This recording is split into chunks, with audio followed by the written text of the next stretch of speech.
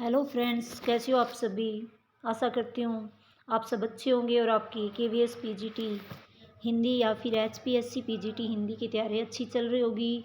तो दोस्तों, हम कर रहे थे +1 क्लास की आरोह बुक का जो तीसरा पार्ट था एनसीईआरटी का, अपू के साथ 2.5 साल, वो हम कर चुके थे। तो आज का हमारा टॉपिक है विदाई संभाषण के लेखक बाल मुकुंद गुप्त।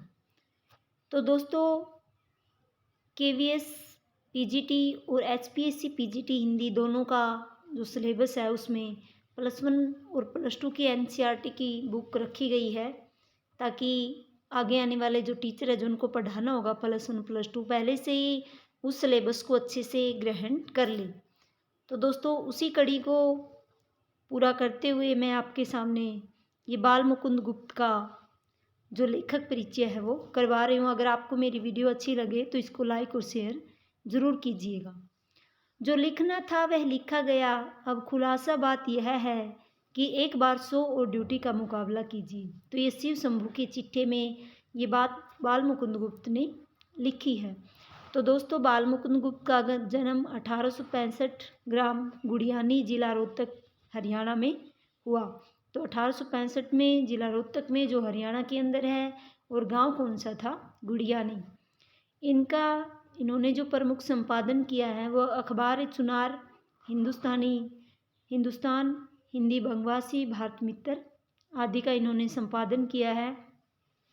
इनकी रचनाएं हैं शिव शंभू के चिट्ठे और खत, खेल तमाशा। तो दोस्तों, पीजीटी हिंदी में जो आएगा, जो ये लेखक है, इनसे संबंधित भी बहुत कुछ पूछा जाएगा और गहन अध्ययन आपको करने की ज़रूरत है। और इनकी मृत्यु हुई 1907 में। और महादेवी वर्मा, हरिवंश राय बच्चन, इनका तब जन्म हुआ था।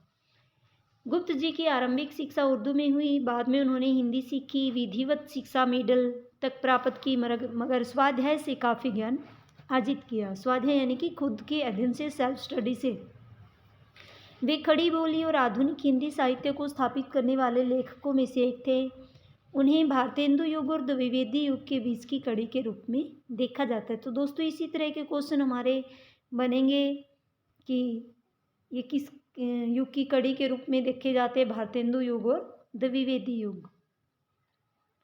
बाल मुकुंद गुप्त राष्ट्रीय नवजागरण के सक्रिय पत्रकार थे। उस दौर के अन्य पत्रकारों की तरह वे साहित्य सृजन में भी सक्रिय रहे। पत्रकारिता उनके लिए स्वाधीनता संग्राम का हथियार थी। यही कारण है कि उनके लेखन में निर्भीकता पूरी तरह मौजूद है।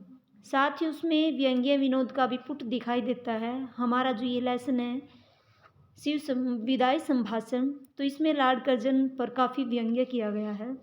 उन्होंने बांग्ला और संस्कृत की कुछ रचनाओं के अनुवाद भी किए।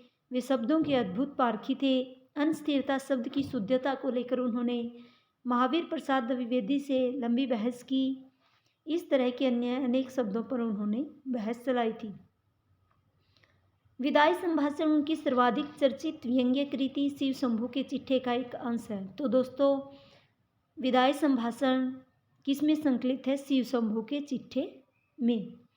यह पाठ वायसराय कर्जन के शासन में भारतीयों की स्थिति का खुलासा करता है। वायसराय लॉर्ड कर्जन, जो 1899 से 1904 और 1904 से 5 तक 2 बार ये वायसराय भारत के रहे हैं।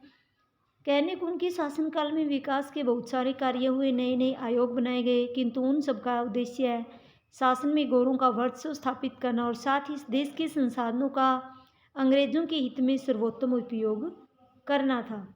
हर स्तर पर कर्जन ने अंग्रेजों का वर्चस्व स्थापित करने की कोशिश की। वे सरकारी निरंकुशता के पक्षधर थे, लिहाजा प्रेस की स्वतंत्रता तक पर उन्होंने प्रतिबंध लगा दिया। किसने दोस्तों? अंग्रेजों ने। अंततः काउंसिल में मनपसंद अंग्रेज सदस्य नियुक्त करवाने के मुद्दे पर उन्हें देश विदेश दोनों जगह नीचा देखना पड़ा। क्षुब्ध होकर उन्होंने इस्तीफा दे दिया और वापस इंग्लैंड चले गए। पाठ में भारतीयों की बेबसी, दुख और लाचारी को व्यंग्यात्मक ढंग से लॉर्ड कर्जन की लाचारी से जोड़ने की कोशिश की गई है। साथ ही यह दिखाने की कोशिश की गई है कि शासन के आत्ताई रूप से हर किसी को कष्ट होता है, चाहे वह सामान्य जनता हो या फिर लॉर्ड कर्जन जैसा वायसराय। उस समय यह लिखा गया गद्य का नमूना है जब प्रेस पर पाबंदी का दौर चल रहा था, जब अंग्रेजी सरकार के द्वारा प्रेस पर पाबंदी लगाई जा रही थी, क्योंकि उस समय देश की जनता को जागरूक किया जा रहा था, अंग्रेज़ों के खिलाफ लिखा जा रहा था, तो अंग्रेज इसको सहन नहीं कर पा रहे थे। ऐसी स्थिति में विनोद प्रियता, चुलबुलापन, संजीदगी, नवीन भाषा प्रयोग और रवानगी के साथ ही यह एक साहसिक गद्य का भी नमूना है। तो दोस्तों आगे है विदाई संभाषण, जिसमें हम लॉर्ड कर्जन के व्यंग्य के ऊपर जो उन्होंने बालमुकुंद गुप्त ने लिखा है उसके बारे में पढ़ेंगे। तो आज का हमारा विषय यही था कि बालमुकुंद गुप्त का लेखक परिचय जो हम आज कर रहे थे। तो दोस्तों एक एक करके ऐसी पूरी बुक हम कर लेंगे, तो बाद में जब ये बुक पूरी हो जाएगी तो इससे संबंधित क्वेश्चन भी मैं आपके लिए लेकर आऊँगी। अगर आपको मेरी वीडियो अच्छी लगे तो इसको लाइक और शेयर ज़रूर कीजिएगा। Thank you.